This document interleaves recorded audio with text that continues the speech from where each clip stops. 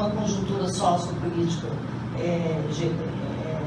e econômica, onde se nós não integrarmos, né, esse aluno ou essa família nessa rede de apoio, cada vez mais nós vamos ter o que está acontecendo, os postos de saúde superlotados, os consultórios lotados, quer dizer, todo um sistema que não é preventivo e é um sistema onde o apoio sintoma. Então, a função de vocês, do assistente social, né, eu estou dizendo como exemplo, mas dos conselhos tutelares, né, de todos acho que a Ana e eles apresentaram muito bem, de todos os recursos do trabalho que é feito nas escolas, né, esse trabalho preventivo é o que pode facilitar, né, o nosso primeiro passo, não com resultado imediato, mas um caminho para evitar realmente os sintomas. Se não trabalhar com prevenção, nós cada vez mais vamos trabalhar com doença. E o Brasil é um grande sujeito que precisaria deitar no divã para ser tratado, porque o Brasil está doente, as instituições estão doentes. Então, fazendo o que me ocorreu aqui, um paralelo aqui para pensar, é que quando as escolas, né, elas realmente têm uma função, eu estou dizendo escola com os institutos, né, um dos institutos, a função é de socialização secundária, que todos sabem que é manter, né, a educação vinda de casa. Eu escolhi um ponto, pensando agora, já que nós temos um complexo de viés, de poder repensar, uma das questões mais importantes é que a escola, como ele pôs muito bem, tem que ter profissionais qualificados e autonomia para poder realmente ter uma relação de mando, de autoridade. A autoridade não é realmente autoritária, não é inibir o aluno, mas a autoridade de poder ser respeitada pelo aluno. Isso, normalmente, ocorre por quê? Uma das razões. Porque na socialização primária, que vem de casa, nós estamos tendo um problema gravíssimo, que essa família atual, ao longo de várias décadas, ela vem se desenhando como uma família sem autoridade. Não é à toa que o judiciário, que todos esses órgãos estão sobrecarregados, assim como na saúde e os consultórios. Por quê? As famílias estão perdendo a verticalidade, ou seja, uma autoridade, alguém que diz, isso não pode ser feito, né? E isso dizer sem culpa, né? Sem medo de errar, porque nós vamos errar e aprender, mas dizer não pode. Então, na medida que essa família está se enfraquecendo, ela está perdendo a verticalidade, alguém que diz para as crianças, isso é certo, isso é errado, isso não pode fazer. Criança não pode ter muita escolha, como ele falou do exemplo. Como é que criança com 2, 3 anos vai escolher uma escola? E isso está havendo uma inversão de valores. Quer dizer, criança não pode escolher se ela vai comer ou se ela vai dormir. Ela tem que comer e tem que dormir. Isso não é quartel, isso é educação, né? Existe uma mão dupla que é com carinho. Vamos fazer isso com carinho, lógico. Você acolhe a criança, você tem que participar. Então, normalmente, existe uma questão que é como poder acompanhar quando não há tempo. Bom, nós não vamos resolver um problema criando outro. Então, se eu não tenho tempo, eu vou abandonar essas crianças na mão ou das escolas, né? Ou então, realmente não me preocupar, não percebendo o que pode acontecer.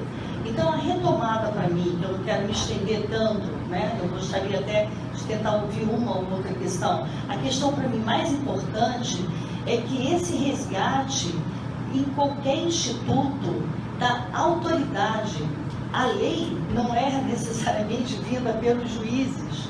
A lei vem dos conselhos tutelares, a lei vem dos professores, dos assistentes sociais, né? Tem que começar a ser mais realmente, vamos dizer assim, admirados, mais respeitados e realmente começar a incorporar a ideia de que a educação é realizada por nós todos, é um projeto de toda uma população. Existe uma rede de apoio.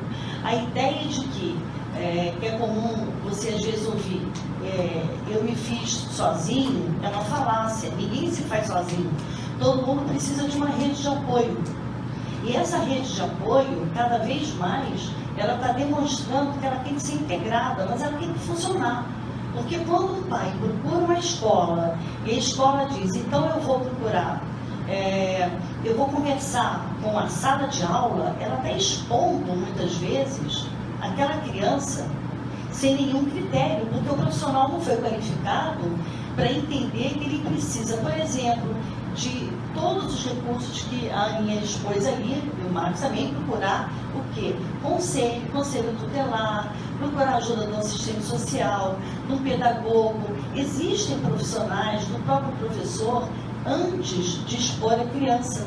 Então a família fica com medo, a escola não está preparada, ela não sabe como agir.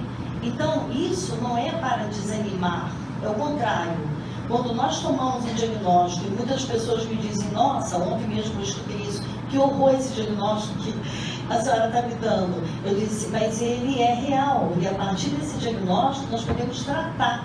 Se nós negarmos um diagnóstico, uma situação, nós não temos como tratar, nós não temos como, e aqui não é só tratar sintoma, é reestruturar. O desenho das instituições atuais, todas precisam ser repensadas, porque elas não estão funcionando. A instituição familiar está frágil, está sem um comando, as escolas estão pisando em ovos para poder ter autoridade, porque quando o jardim da infância é fácil. Você vai, enfeita, põe ali bonitinho, mas e depois? Vai crescendo e você tem que realmente passar um modelo de educação. Então, essas instituições, nós tendo a instituição de saúde, a instituição de educação, a própria instituto jurídico, todos eles passando por um momento de transição e sem uma força, como ele disse, que tem receio até de ser, vamos dizer assim, julgado, né? E ser, enfim, não bem avaliado, né? Sofrer sanção, porque agiu de uma determinada maneira. Se não houver esse resgate de uma democracia dentro dessas instituições, realmente nós não vamos conseguir evoluir muito nessa função preventiva, porque nós todos agora, quer dizer, o sintoma já existe, mas com relação a essa questão, que eu acho que é o foco daqui, né, que está muito mais de como poder elevar, né, o jovem a ter direitos, ele tem que ter deveres, que foi o que o Marcos também estava expondo antes. Quer dizer, direito e dever vem junto, mas muitas vezes eles perguntam, né? Eu estou ganhando o quê? A escola atual, ela não incentiva, ela não tem nenhum atrativo. A tecnologia já está muito mais avançada, todos sabem, tudo está muito mais interessante do que permanecer numa sala de aula, como foi o projeto do Dr. Marcos com relação à linha do horizonte. Então, como é que nós vamos poder atrair, né, ao nosso jovem a que permaneça numa sala de aula com a ideia de que o estudo é importante? Se não qualificar o professor, se ele não tiver autonomia, se ele não perder o medo de enfrentar aquelas crianças, se o assistente social não for valorizado, de poder ir na casa, de poder frequentar, de ter uma interação. Gente, assistência social, eu estou usando como exemplo, mas todas essas funções, elas são fundamentais. Nós vivemos numa rede. Voltando ao tema, ninguém se faz sozinho, não adianta você tentar resolver sozinho a tua situação. Como dentro da saúde, a pessoa vai no médico e como a equipe não é integrada, muitas vezes o doente fica rodando, né? Ele fica rodando pelo sistema de saúde porque ele não sabe aonde ele vai encontrar alguma resposta. E isso vai gerando uma iatrogenia, quer dizer, uma própria doença. Porque ele vai ficando estressado. Então, dentro também do que nós estamos falando aqui da educação, né, e desse projeto de ampliação, como é importante repensar que isso é função de nós todos, cada um fazendo um pouquinho, cada um repensando como que nós podemos nos integrarmos a uma vida comunitária, né? A uma vida onde não adianta colocar um filho numa escola e dizer, tá tudo bem, eu posso pagar uma escola particular e eu deixo e ele está ok. Isso não é uma verdade, né? Isso não funciona dessa forma. Isso é uma posição, não é só egoísta, é uma posição que não é inteligente, porque essa criança vai conviver numa rede, e essa rede tem que ser saudável. Ou nós vamos trabalhar com uma rede cada vez mais, dizer, nossa rede toda social está doente, então nós podemos, numa transição, tem que ter uma transição, e dando saúde, dando oxigênio, dando mais importância, fazendo reuniões, mostrando aos pais que existe sim conselho tutelar, existe assistente social, existe psicólogo, existe todo um corpo que pode ajudar o judiciário, que pode ajudar esses projetos de Linha do Horizonte, de outros que foi inaugurado aqui pelo Dr. Max, mas, enfim, ele vai continuar, apenas continua com outras, né, com outros profissionais. Então, se nós não pararmos de termos uma distorção que vem de um aburguesamento da sociedade, né, de que a família fica fechada e ela vai resolver tudo sozinha. Sim, a família precisa resolver, mas ela tem que lembrar que não adianta ela dar tudo para os filhos, ela resolver, tentar fazer tudo sozinha, porque nós convivemos numa rede muito mais ampla, que é um sistema social, político, onde os filhos vão frequentar, sim, vão ter amigos, vão frequentar centros, né, de agremiações, enfim. E isso não adianta você blindar a situação em casa e não se integrar e não procurar saber o que está vendo. E essa reunião desse gênero, né, que vocês fizeram aqui, de suma importância, porque quanto mais o trabalho for preventivo, menos nós vamos ter doença e realmente pessoas, talvez com um pouco mais de autoridade ou com menos de exercer a função de autoridade que é da competência deles. Eu não vou me estender, porque eu acho que já foi bem extenso, e se houver interesse para alguma pergunta, eu deixo aí um tempo para a gente poder trocar alguma ideia. Um bom dia para todos vocês e obrigada por me escutar.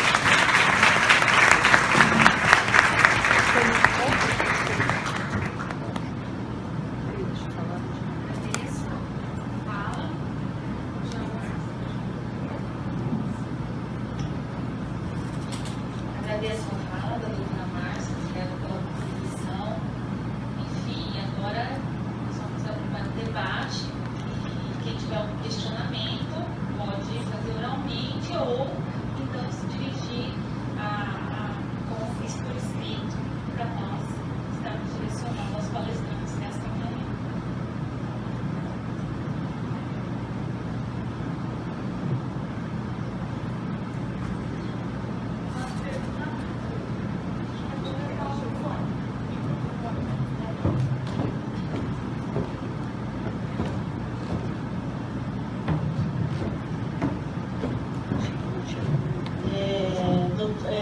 Doutora Márcia, vou perguntar para a senhora porque é mais fácil entender o que a senhora falou do que os parte jurídica.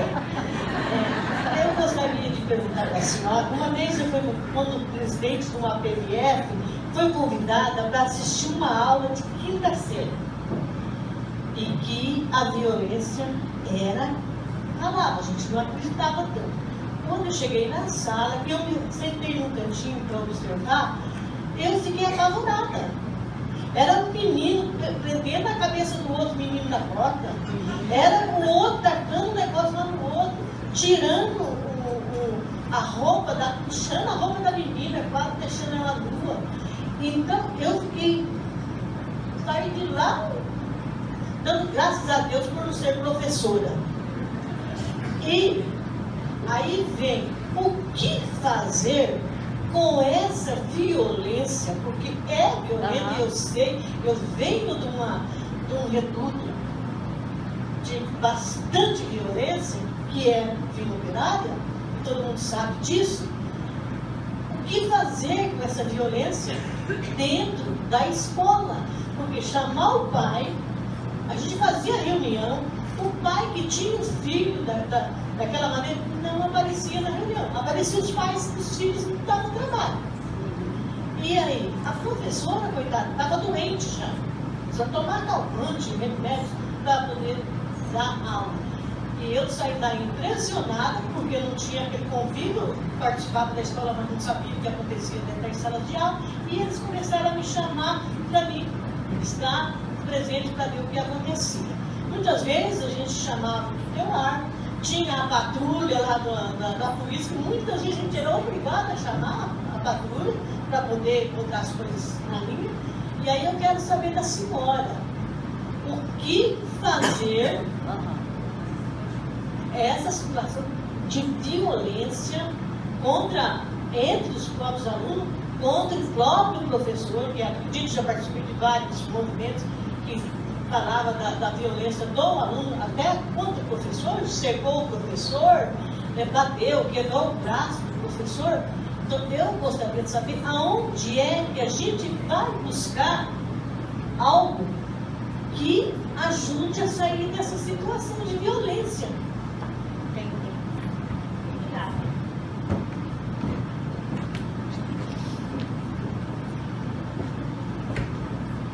Bom dia.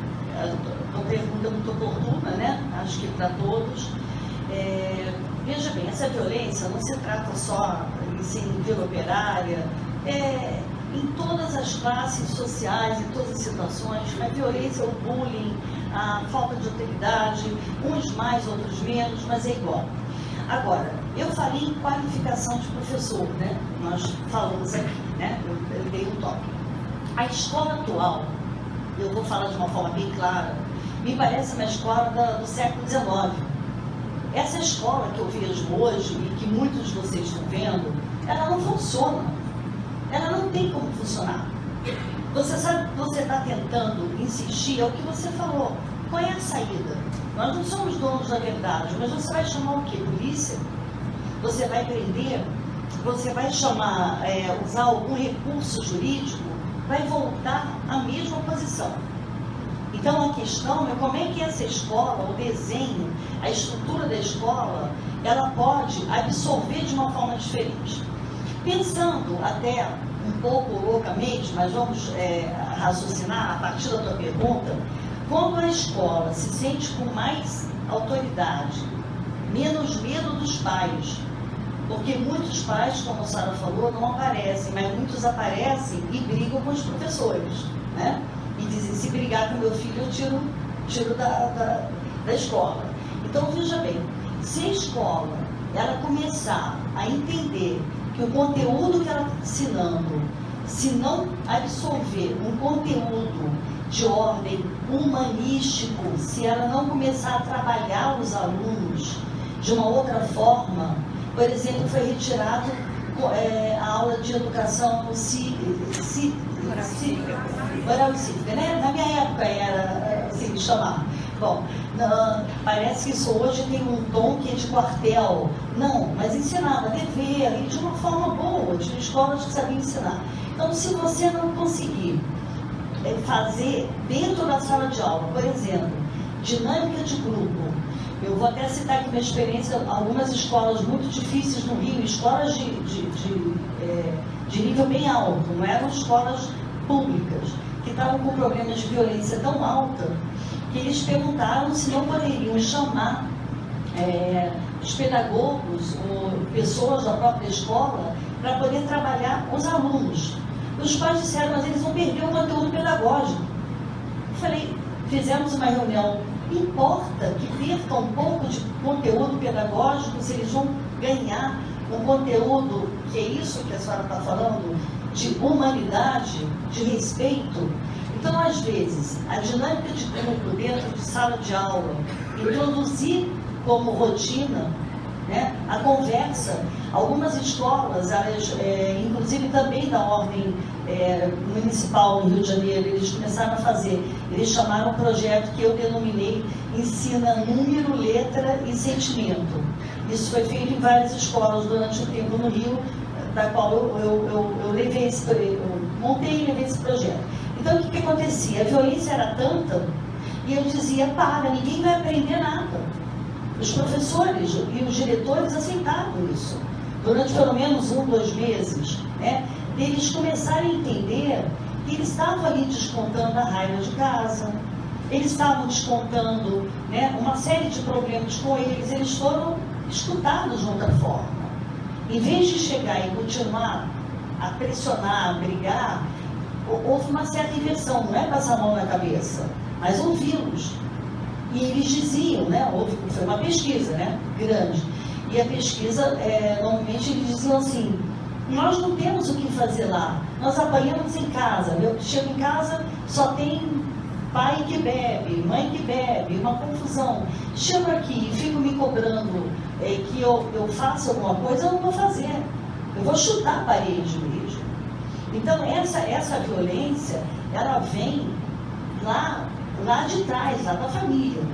Então quando você aborda numa sala de aula, se a escola começar cada escola a ter reuniões, aos poucos, convidar exatamente, né? Ouvir um assistente social, ouvir um conselho tutelar, ouvir um psicólogo, não necessariamente na escola, ouvir pedagogos, pessoas que entendam, não precisa de títulos, mas o que nós podemos fazer, como desse projeto, de ouvir essas crianças para diminuir essa descarga de raiva que elas estão colocando na sala de aula.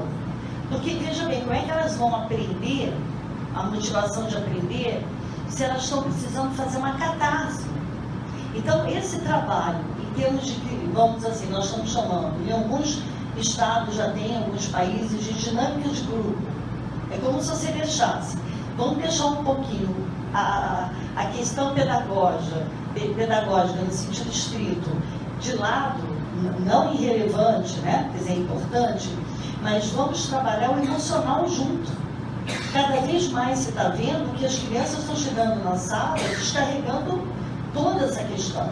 Então, se a escola não estiver preparada e ela vê essa violência e ela chama a polícia, nós vamos aumentar cada vez mais o quadro de violência, porque a violência com violência não vai resolver. Nós sabemos disso. Então, eu não tenho caminho. Nós temos algumas reflexões, que eu acho que essa pergunta é fundamental, para que talvez cada escola comece a ter, mas aí ela precisa ter a humildade, como ele falou, não ter vergonha de chegar e dizer, nós não estamos dando conta numa sala de aula. Nós estamos com medo, tem professores que têm medo, né? Então, realmente, essa é uma realidade.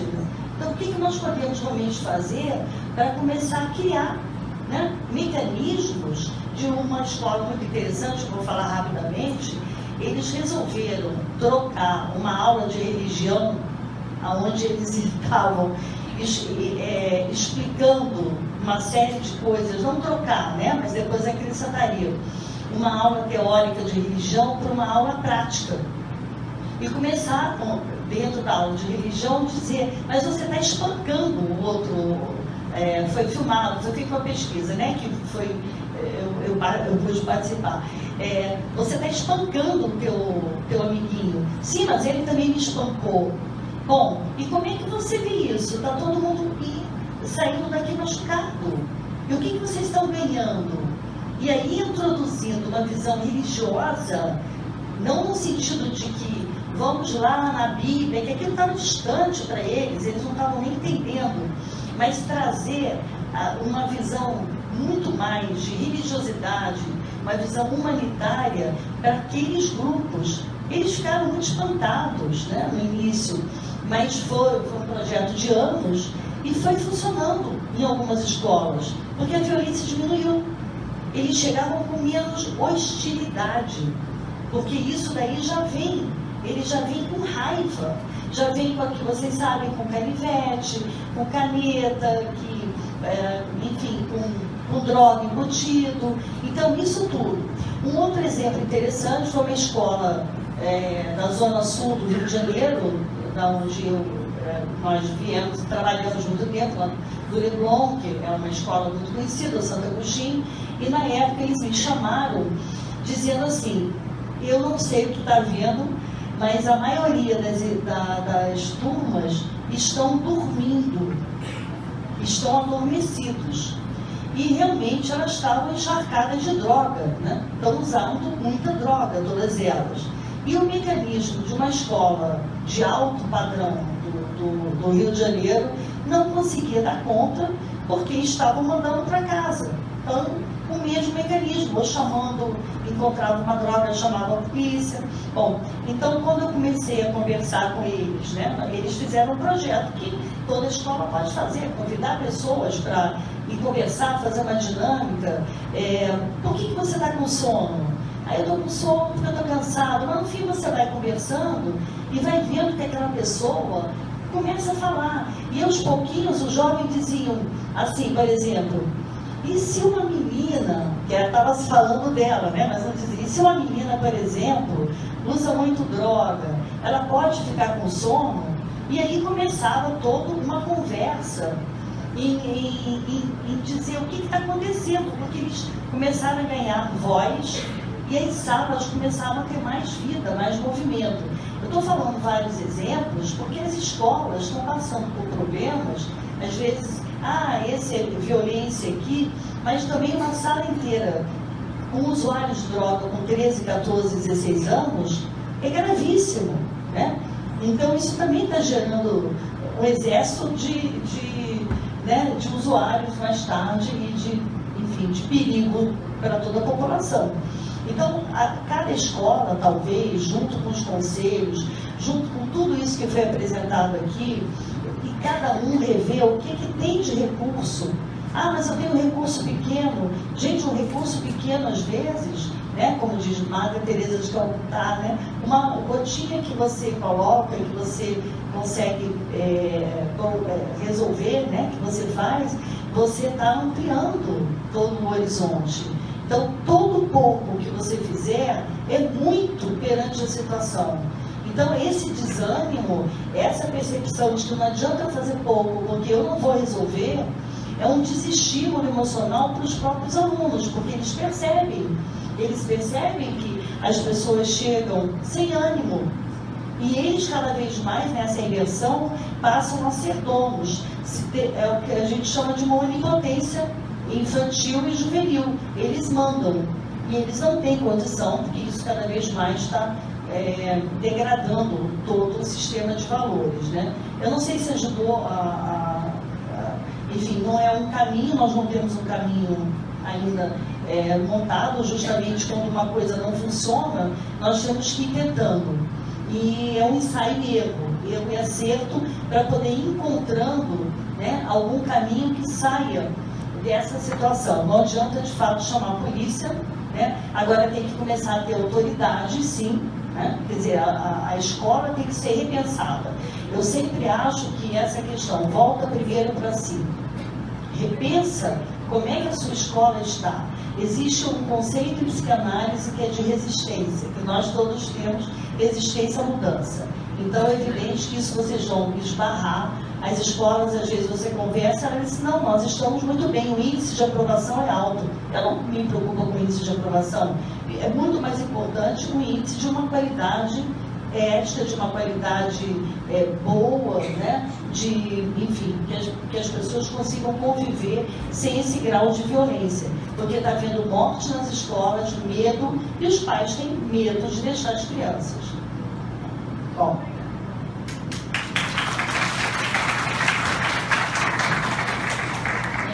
Estamos aguardando os questionamentos, podem encaminhar. Bom, enquanto isso, eu tenho um questionamento para os senhores, tá? Os senhores acreditam que pais, instituições e entidades não estão acompanhando a evolução e, portanto, aumenta cada dia mais esse desrespeito no contexto geral? Aí fica em aberto. Mostrar quem tiver interesse de responder. Eu já ia aproveitar essa e colocar mais alguma coisa.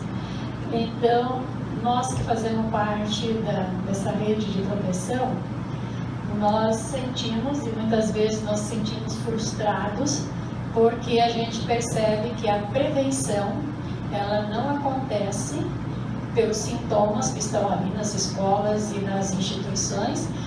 A prevenção não acontece como nós gostaríamos ou como deveria acontecer, né? Também nós que estamos ali nas ONGs, nós percebemos, né, essa ausência de autoridade dos pais, né, das próprias instituições. Essa questão da verticalidade parece bastante enfraquecida. Aí vem a minha questão. Como trabalhar, eu me dirijo ao Dr. Marcos, como trabalhar com os pais que estão tão enfraquecidos em sua autoridade, né?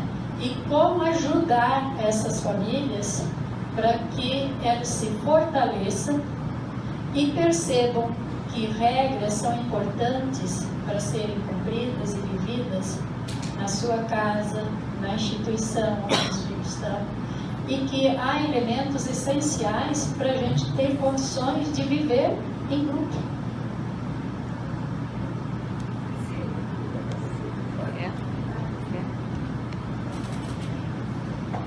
Bom dia, Dr. Marcos, Dr. Márcia, Dra. Cléia.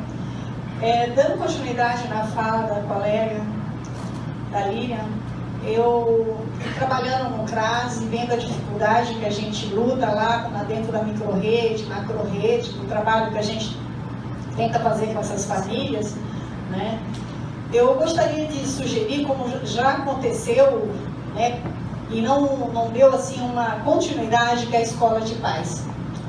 Sabe, eu acho assim que ela funcionaria muito bem no contexto em que nós estamos vivendo na nossa cidade, das dificuldades que a gente percebe em trabalhar com esses pais que não se responsabilizam em absoluto, e das nossas crianças que vivem numa negligência, seja de abandono mesmo de escola, porque os seus pais não valorizam a escola. E nós dentro do CRAS fazemos uma socioeducação o tempo inteiro, o ano inteiro, para que eles possam realmente se responsabilizar, né? E pasmem, que são pessoas que, na sua grande maioria, recebem o auxílio do Bolsa Família para que mantenham seus filhos nas escolas, né? Então, e penso o seguinte, aproveitando aqui a oportunidade de ter o nosso poder constituído, judiciário, e muitas vezes a gente já falou isso lá na macro-rede, da importância de que o judiciário realmente, sabe, exigisse desses pais. Às vezes eu sou até radical. Por que determinados pais não passam 5 dias na cadeia, sabe, sem comer, sem beber, sem tomar banho, sabe, para ver se eles valorizam o que é isso, né? Diz, você está ali, por que você fez isso, né? E outras situações, sou radical? Sou, porque você vai cansando, não é verdade?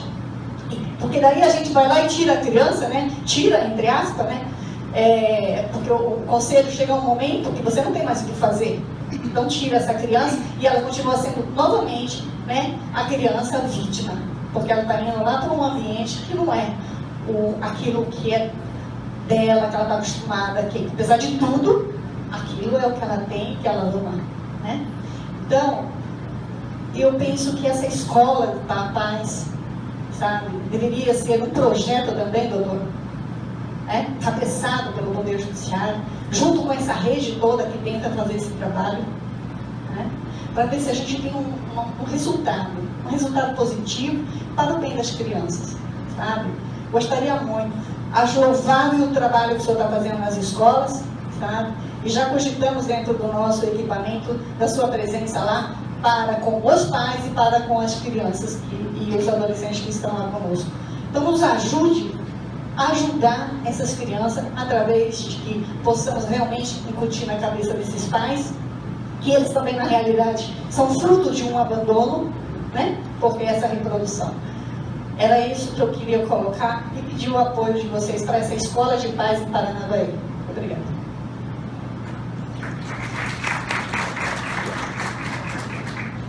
Muita pergunta na sequência, a gente vai esquecer. Melhor trazer de volta o microfone.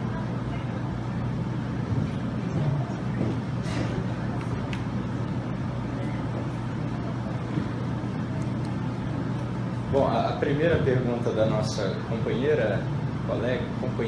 Olha que expressão de esquerda, é coisa linda. Vocês professores, vocês amam isso, né? Ou não sei.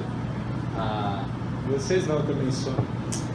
Eu vou delegar para a Márcia responder, porque eu acho que tem mais âmbito psicológico do que puramente jurídico. A anterior foi até bom que você respondeu, doutora Márcia, porque, novamente, o homem sendo um ser humano muito objetivo, e sem todos esses recursos que você tem, eu simplesmente diria que a solução deveria ser a professora mandar todo mundo ficar quieto, sentar lá, prestar atenção, e os que estão ruins botar de castigo e mandar para o diretor e eventualmente conversar com a psicóloga. Seria a extensão da minha resposta. Então foi ótimo a sua resposta. Eu vou, na próxima vez que alguém fizer essa pergunta, eu vou plagiar a sua resposta. Não, calma, não tem mais isso. No que se refere à nossa colega do CRAS, a escola de paz é uma ideia muito boa, mas tem alguns pontos que devem ser postos de contraponto. O primeiro a primeira dúvida que surge é como obrigar os pais a frequentarem uma escola de paz. Porque os pais que deveriam estar lá dentro são os mesmos que não frequentam ou não atendem o convite da diretora da escola quando um problema se apresenta com seus filhos.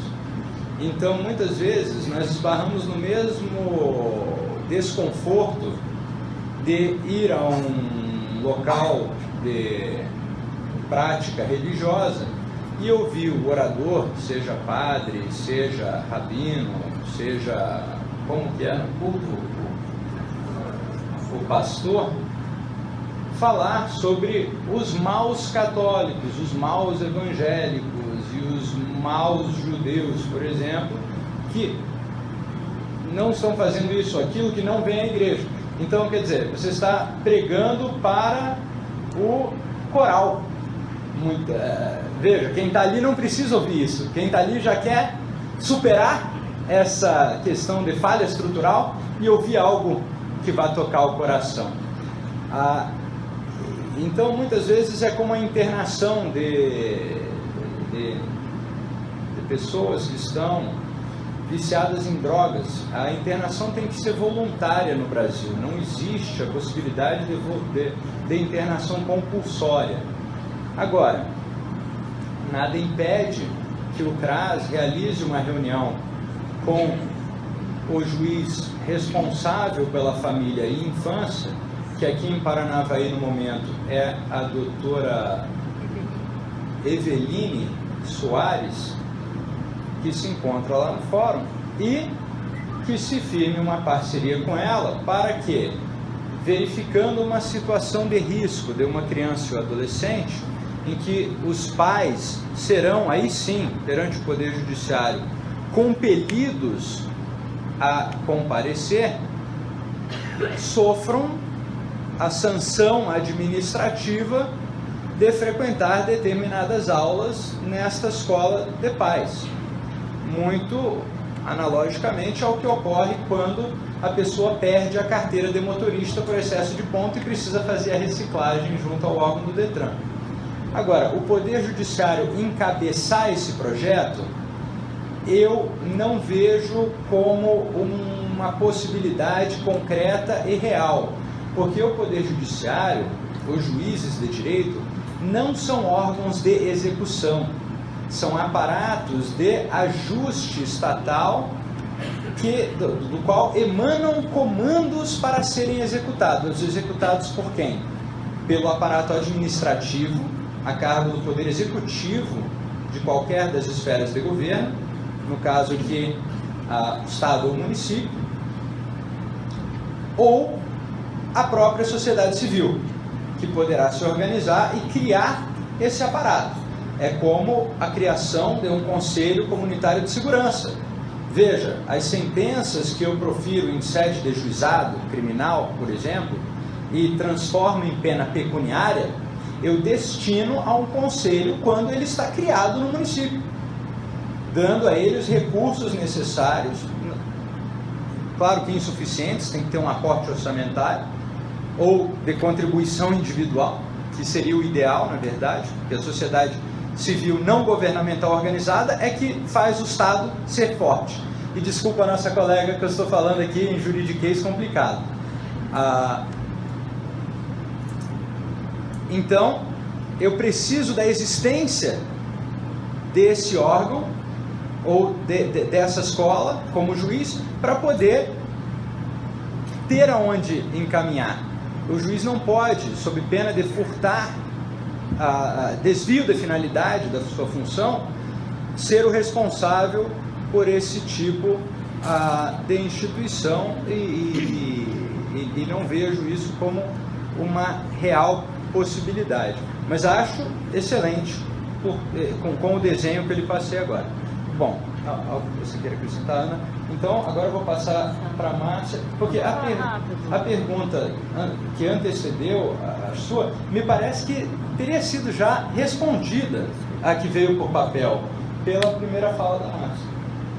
Pois é, eu vou tentar ser breve.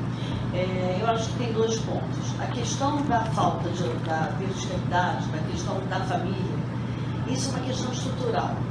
Nós não vamos poder resolver problemas estruturais, problemas muito mais graves, né? Você sabe que envolve todo um conjunto da sociedade. Agora, é lógico que o que nos cabe poder resolver. Então, quando você apresenta o que nós temos, né? Que autoridade que pode ser feita em termos de uma escola, como é que nós podemos conversar com os pais. Eu tive uma experiência de fato, em algumas vezes, de ir com ele no projeto Linha do Horizonte, onde os pais foram à noite. Esses pais que vocês estão se referindo, que nunca aparecem, que não assinam um boletim, que não tem o menor interesse que os filhos estudem, porque eles querem que os filhos trabalhem, é uma outra realidade, o filho está na lavoura, os pais nem aparecem em casa, é uma realidade bastante diferente. E o que aconteceu? Essas prefeituras que nos convidaram, eles estimularam, né? Eles negociaram com os pais, oferecendo, enfim, um material escolar, qualquer coisa para que os pais comparecessem. É válido, é uma tentativa de fazer com que esses pais participem. E a minha surpresa é que numa das primeiras cidades que eu cheguei estava lotada. Isso, 7h30 da noite, os pais que passam o tempo inteiro e que as escolas tinham dito que eles nunca tinham aparecido. E aí o mais espantoso é que eles começaram realmente, quer dizer, nós fomos conversando, e eu disse, vocês olham a mochila dos seus filhos? Nós estamos falando em coisas práticas, dia a dia.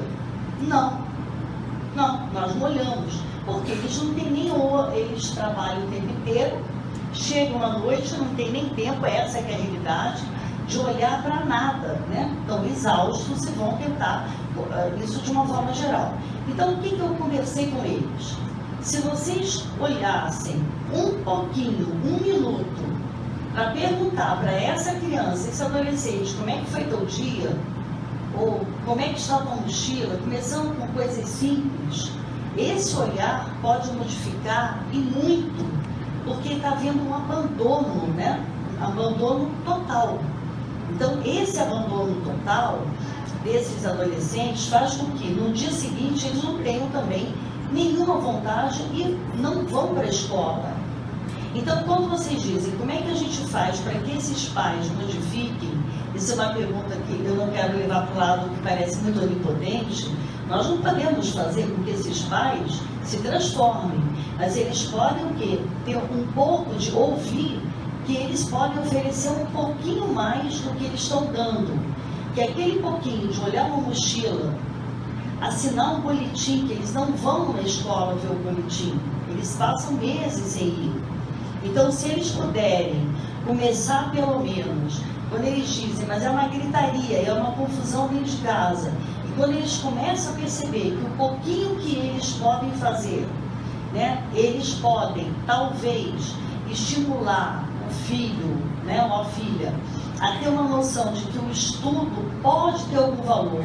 Porque, veja bem, sabe o que eu escutei em várias reuniões? Para que eles vão estudar se eles não têm nenhuma inserção, não nessa frase, em mercado de trabalho? É melhor que eles trabalhem comigo no campo, que vão para a lavoura, porque eles vão estudar para quê? Então, normalmente, a questão que eu coloco, que nós estamos conversando é, primeiro, é um dever, é uma possibilidade, uma oportunidade deles terem mais uma ferramenta, como ele tinha colocado, mais uma.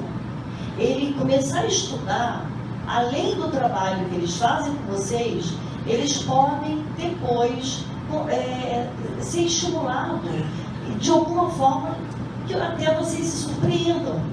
E aí começa a ter um diálogo com esses pais, que eu fiquei bastante surpresa, que muitos exaustos, cansados, sem nenhuma motivação de estar ali, quando depois de alguma conversa, no final, eles perguntaram assim, em alguns, é possível haver uma reunião onde nós podemos conversar esses assuntos? E aí eles vinham particularmente perguntando, o meu filho não quer nada, o meu filho não está usando droga, o meu filho não quer fazer aquilo. Enfim, então essa questão, por exemplo, nessas escolas tem um professor de educação física, que é uma pessoa bastante importante. Em algumas escolas, esse professor, ele se propunha a conversar, né, com essas, estimular através de jogos. É toda uma mudança de mentalidade dos pais, que é um conjunto, mentalidade dos pais, que aos pouquinhos pode mudar dos filhos, mas tudo muito lentamente, e da própria escola. Então, essa questão de como fazer realmente que esses pais, eles possam olhar diferente, eu vejo uma situação bastante grave. Eu não sou nem otimista com relação a isso, mas eu sou realista. Se não tentar fazer alguma coisa, vai haver uma invasão. Nós estamos brincando de escola. As crianças vão e vai haver um esforço inútil.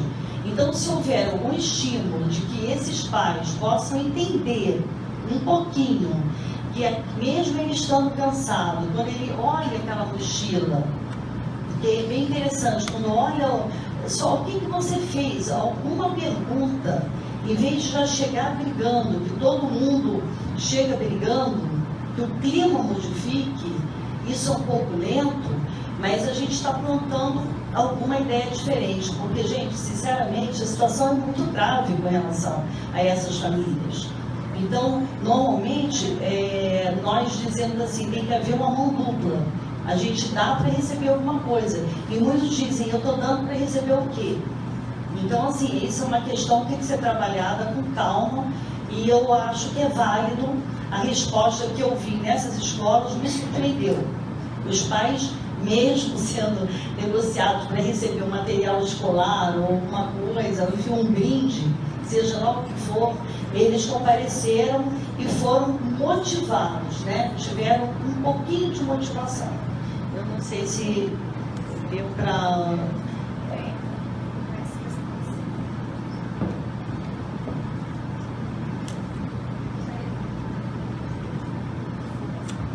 Doutora, eu acredito muito nessas questões, mas assim, o que me incomoda é como resgatar essas famílias para a gente poder, para eles mesmos, transmitir os valores, os princípios que nós tivemos lá atrás.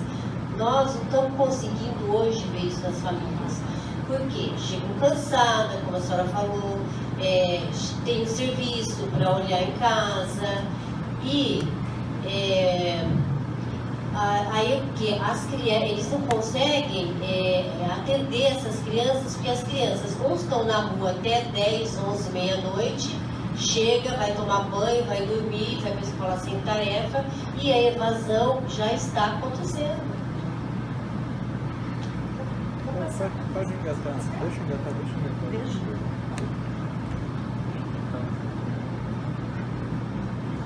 Tá. Bom dia a todos. Eu vou fazer mais uma colocação, talvez gostaria de saber relação ao aniversário de 25 anos do Estatuto da Criança e do Adolescente. Nós que lidamos com as crianças e com as famílias, com todos os problemas que está se encontrando hoje, na rede de proteção, na educação, dentro das famílias, tudo. Nós ainda continuamos com uma mentalidade que o ECA só traz direito para as crianças. O advento desse estatuto, como o Dr. Marcos colocou, é como se é o objetivo de uma perfeição que nós queremos, né? Mas na prática, como é isso? Na prática, eu ouço todos os dias, entendeu? Que a família fala que a lei tirou a autoridade dele de ser pai e mãe. Aí eu pergunto, aonde está escrito isso, né? Aonde está escrito que o pai não pode mais educar o filho? O pai não pode mais impor limites? Aonde estão os professores que encaminham adolescentes falando assim, olha, nós não podemos mais colocar limites na escola porque a lei nos proíbe disso? Aonde que está escrito que a lei proíbe o estabelecimento educacional de impor as regras de conduta aos adolescentes? Nos órgãos de assistência, nos órgãos que integram a rede, muitas vezes os próprios integrantes têm essa visão que eu entendo como equivocada, porque o ECA traz o direito das crianças, sim, mas principalmente ele traz o dever de quem lida com essas crianças. Uma coisa que a doutora Márcia falou, o doutor Max falou hoje, uma criança de 2 anos não tem como escolher a escola que ele quer estudar. Então, uma criança de 2, de 5, de 10, ele não tem noção, ele não tem a educação, a formação de saber o que é o respeito. Então, a quem cabe essa responsabilidade? Cabe desde a família, do educador, da rede, de todas dessas pessoas. Só que os próprios integrantes desses órgãos, muitas vezes, jogam toda a responsabilidade para quem? Para o judiciário. Ah, existe uma lei que fala que eu não posso fazer isso, então eu vou mandar para o fórum porque isso não é responsabilidade minha. Respondendo, me desculpa, mas falando em relação ao que a Lucy colocou, existe sim responsabilização, inclusive penal para os pais. Agora, é responsabilidade só do juiz? Ou é responsabilidade da sociedade em comunicar ao órgão competente, que seria da delegacia de polícia, a prática desses crimes? Por que até os operadores da rede tudo ficam dependendo, achando que é o juiz que tem que fazer aplicar? Não. A população toda é responsável. Responsável pelos casos de omissão, responsáveis pelo caso de violência, responsáveis pela responsabilização do pai, do professor, do agente de saúde, do assistente social. Tá? Então, eu quero colocar isso para os dois juízes aqui. Será que a falha não está em divulgar melhor o que é o significado do ECA? Depois de 25 anos dele em vigência, nem a população, nem os próprios operadores têm consciência do que ele significa e dos mecanismos que ele favorece. É essa a minha pergunta.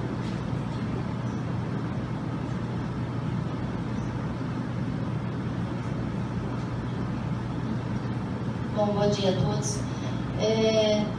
Mediante tudo que foi dito, quero ressaltar o fato que a doutora Márcia disse, que, não sei se foi a doutora Márcia ou a doutora Márcia, que fala que a escola, ela tem cobrado dela um papel que não cabe a ela, que é disciplinar, talvez, de doutrinar, né? Eu penso que a escola, talvez se ela mudasse a forma dela ver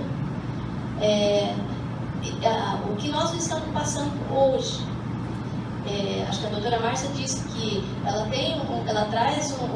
está se utilizando um método ainda do século passado ou anterior, né? Eu concordo com isso. Eu acho que chegou a hora de sentar de novo e rever essa metodologia. Porque o professor, não é culpa dele, ele é cobrado que ele cumpra o currículo, a grade curricular dele lá. Então ele fica amarrado nisso daí e não sai dessa metodologia. Porque eu penso que se fala muito do assistente social e do psicólogo dentro do ensino, dentro da educação. Eu acho que a gente chegou um momento da gente pensar na educação e fazer igual a assistência social fala, trabalhar a família também. Porque, infelizmente, nós perdemos alguns valores, né, de educar os nossos filhos. Antigamente não se precisava ensinar boas maneiras para as crianças quando elas iam na escola. Ela vinha com isso já de casa. Hoje a gente percebe que não existe isso. Os pais, utilizando da desculpa, digamos assim, de que eles não têm tempo mais de ensinar boas maneiras em casa, eles passaram essa incumbência para as escolas, né? Aí, então, aquela história, onde todo mundo manda, ninguém obedece, né? Mas eu acho que talvez, se a gente se revesse isso daí, pegasse a educação como parceiro, também nessa situação, porque a gente tem que levar algumas coisas em consideração. Realmente, nós passamos por questões sociais na atualidade que não existia no século passado e no anterior. Por exemplo, vamos falar de outro segmento, o idoso. Quando uma pessoa envelhecia, sempre tinha alguém que ficava em casa para cuidar do seu idoso. Uma irmã mais velha, o irmão mais velho ficava responsável de cuidar daquele idoso. Hoje não tem mais isso. Todo mundo sai para trabalhar e todo mundo esqueceu que a gente vai envelhecer e que alguém tem que cuidar de nós quando a gente envelhecer. A criança é a mesma coisa. Antigamente, a mãe não saía para trabalhar. A mulher, ela era responsável pela educação dos seus filhos. E hoje não. Hoje a mulher está no mercado de trabalho. Como o homem também, muitas vezes, é arribo de família. Então tem que se rever isso daí. A educação não seria incumbência dela, mas ela pode ser parceira. Então eu penso que talvez, se houvesse dentro da educação uma linha que pensasse em trabalhar as famílias desde da pré-escola, da pré-escola não, desde a creche hoje. Porque a creche antes era da assistência, agora é da educação. Então vamos utilizar isso daí como parâmetro para falar que a família também tem que ser chamada à responsabilidade, porque a hora de exigir vaga na creche, os pais sabem dos direitos deles. Porque a creche hoje ela é universal, igual o ensino fundamental. Então a gente tem que pensar que talvez trabalhar com esses pais a responsabilidade de olhar a mochila, de saber do comportamento, de corrigir isso enquanto é tempo. Porque agora, a minha colega coordenadora de classe, ela fala da escola de pais. Mas a escola de pais hoje seria para consertar um problema instalado já, que é o problema comportamental dos adolescentes. Talvez se a gente trabalhasse a ação preventiva, como ação preventiva, de trabalhar os pais desde das creches, do CMEI, falar para eles, a criança vai para a escola, nós vamos cuidar dela nesse período, mas a responsabilidade é dos pais. Talvez a gente mudasse essa mentalidade. E eu penso que talvez, se a gente batesse mais na tecla da equipe, né, de psicólogo e assistentes sociais, pedagogos, que trabalhasse a família dentro da educação, talvez seria uma forma de, não sei como vocês pensam assim, sobre esse assunto.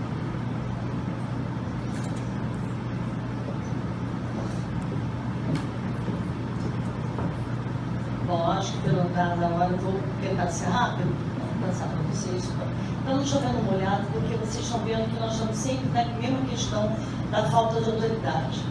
Isso vem já de muito tempo, as famílias estão realmente horizontais, né? Está faltando a legitimidade, respondendo no início da questão, e de fato fazer com que pais passem a realmente exercer uma autoridade, ter lei, né? Quer dizer, chegar sem nenhum, não é lei espancando, não é isso, mas realmente, quer dizer, mantendo uma autoridade, mantendo, dizendo, não dá para escolher, dever não é negociado, você não vai fazer dever, então você vai assistir televisão, você tem que fazer o que tem que fazer, dever é dever, dever não se negocia, senão você está começando a corrupção desde casa. Então, assim, essa questão, quando você levanta, eu acho que ela é muito estrutural, quer dizer, você fazer que os pais comecem a colocar limites, eu acho que é toda essa trajetória de aos pouquinhos, nessas reuniões que eu concordo bastante, de chamar os pais para tentar ver o que eles estão pensando, quer dizer, que a responsabilidade, a autoridade, de fato, tem que voltar para a socialização primária, que é deles, que parte da família. Só que hoje você tem um desenho de uma família que ele é totalmente desestruturada. Não estou falando por separações. Família que, na verdade, não tem quem mande. Então, as crianças estão abandonadas no próprio lar.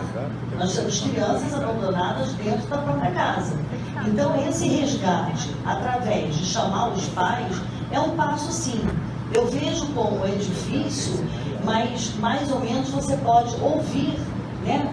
Veja a história da mochila, como ela estava falando, mas começar a mostrar para aquela família, que eu começo a perguntar às vezes, você está vivendo mal dentro de casa? A família está vivendo mal? Teus filhos estão vivendo, está todo mundo vivendo mal? Então, será que se começar a repensar um pouquinho, porque você está falando com pessoas que estão trabalhando o dia inteiro, exaustos, e que elas mesmas não tiveram por trás, né, na ascendência, quem também passou a lei. Foram pessoas abandonadas, né? Então, existe toda uma estrutura que ela é muito grave e que se realmente você não começar a trabalhar, tentar chamar os pais, não para criticar no sentido que eles vão muito acuados, mas dizer que em parceria pode ser que eles ajudem a viver melhor. E quando você pergunta, você chega bem em casa, ninguém também está chegando bem em casa. É uma situação de mal-estar. Então, essa situação ela é muito profunda. Agora, isso não representa que porque é profunda, difícil, as pessoas vão fechar as mãos, né? Agora, completando, eu não sei, para não esticar mais, essa questão da autoridade da escola, ela precisa, é um trabalho aí com cada professor, com cada coordenador, e perdendo um pouco o medo do que ela pode fazer quando ela ousar um pouco. Porque toda vez que ela tiver alguma ousadia, algum método um pouco mais dinâmico, ela vai estar fugindo a exatamente a estrutura pedagógica que foi imposta para ela, que vocês colocaram muito bem. Então, isso tem que ser conversado para poder ver que essa escola de hoje, ela não funciona de fato, ela não está mais funcionando, é que nem a família de hoje, ela tem que ser redefinida porque ela não está mais funcionando. Então, se não repensar a escola sobre uma outra ótica, nós vamos estar criando mecanismos que vão realmente estar colocando situações aparentemente novas numa situação que está doente e não vai resolver. Vou passar rapidamente então para a doutora Ana Cléia para responder as perguntas subsequentes. E também eu vou responder bem rapidinho, porque o nosso colega tem um compromisso daqui a pouquinho.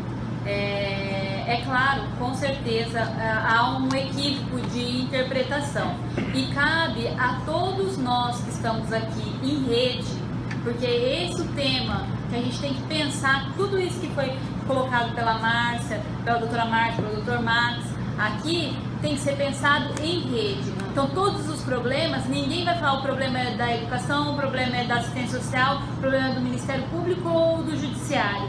O problema é de todos. Nós somos corresponsáveis. E é onde a gente vai tratar esses problemas? Na macro-rede. Nós temos reunião mensal para isso. Na micro-rede, vocês também têm. Você tem que pôr isso para funcionar. E outra, a questão também que foi perguntado para a Márcia, como trazer esses pais para lá, além de utilizar a criatividade que vocês vão ter nessas reuniões, vocês também podem trabalhar com multiplicadores e usar os próprios adolescentes como multiplicadores de informação.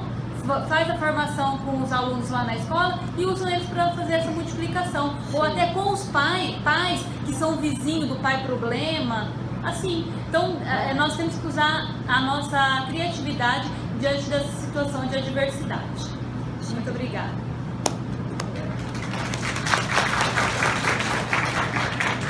Muito obrigada, em nome de todos e todas, né? Foi uma belíssima explanação mesmo. Sei que tem muita